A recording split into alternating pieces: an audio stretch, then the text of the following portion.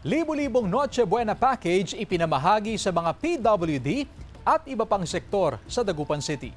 Tunghayan sa report.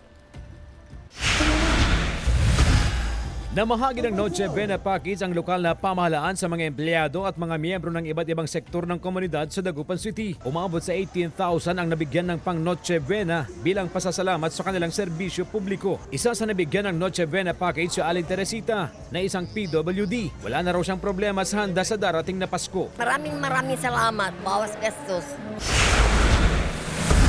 Natupad naman ang Christmas wish ng nasa 52 batang may cancer at liver transplant patients sa Pampanga. Mula sa ospital at chemo sessions, dinala ang mga bata sa isang theme park sa Lubao, Pampanga. Isang araw ng tawanan, sigawan at saya ang kanilang naranasan bilang mga bata. Nag-enjoy ang mga pasyente sa iba't ibang atraksyon gaya ng arcade games, boat rides, airplane rides, swings at carousel. Sobrang saya.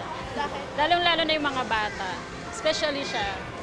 Madalang lang kasi sa lumalabas sa bahay. Sobrang halaga kasi na-experience po niya, ma'am, ngayon. Gano'n ka kasaya, baby? Ha?